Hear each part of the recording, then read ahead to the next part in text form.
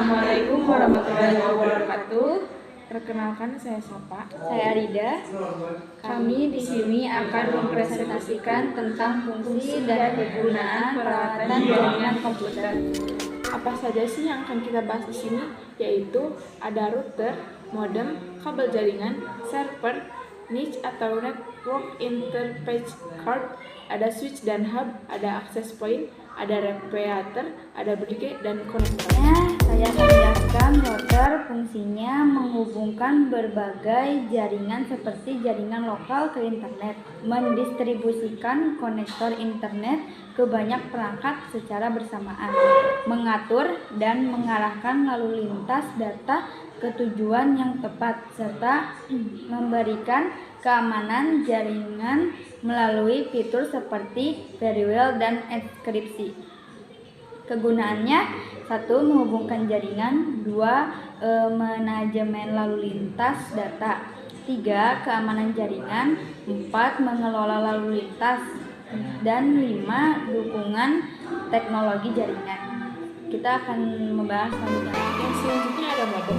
Fungsi modem mengubah sinyal data digital menjadi sinyal analog untuk dikirim melalui jaringan komunikasi modulasi, dan mengubah sinyal analog kembali menjadi sinyal digital agar bisa dibaca perangkat Anda, demodulasi. Kegunaan modem memungkinkan akses internet, memfasilitasi aktivitas online, mendukung berbagai tipe koneksi. Kita akan bahas 3. Kabel jaringan. Fungsinya untuk mentransfer data, memungkinkan pertukaran informasi, file, dan sumber daya lainnya. Kegunaannya sebagai media transmisi untuk menghubungkan perangkat dalam suatu jaringan komputer. Selanjutnya yang keempat ada server. Fungsi server sebagai pusat penyimpanan data, menyediakan layanan dan mengelola sumber daya untuk perangkat lain yang terhubung dalam satu jaringan. Kegunaan server menyediakan layanan data dan sumber daya kepada komputer lain dalam sebuah jaringan. 5. NIC. Fungsinya menghubungkan komputer ke jaringan, baik itu jaringan lokal seperti LAN maupun internet. Kegunaannya sebagai antarmuka yang memungkinkan komputer atau perangkat lainnya untuk terhubung ke jaringan dan bertukar data dengan perangkat lain di jaringan tersebut, baik melalui koneksi kabel maupun nirkabel. Selanjutnya yang keenam ada switch atau hub. Fungsinya, hub meneruskan data ke semua perangkat yang terhubung, sedangkan switch hanya meneruskan data ke perangkat tujuan yang spesifik. Kegunaannya menghubungkan beberapa perangkat ke dalam suatu jaringan. 7. Access point. Fungsinya: 1. Jembatan jaringan kabel dan nirkabel. 2. Memperluas jangkauan jaringan Wi-Fi. 3. Memfasilitasi konektivitas nirkabel. 4. Menyediakan akses hotspot. 5. Mengatur keamanan jaringan. 6. Mengoptimal kinerja jaringan. Kegunaannya sebagai titik akses nirkabel atau Wi-Fi yang memungkinkan perangkat elektronik seperti laptop, smartphone, dan tablet untuk terhubung ke jaringan kabel atau internet tanpa menghubungkan kabel. Yang selanjutnya repeater. Fungsinya memperkuat dan memperluas jangkauan sinyal jaringan, baik itu sinyal Wi-Fi maupun sinyal kabel, dengan menerima sinyal yang lemah generasinya lalu memancarkan kembali ke area yang lebih luas yang sulit dijangkau.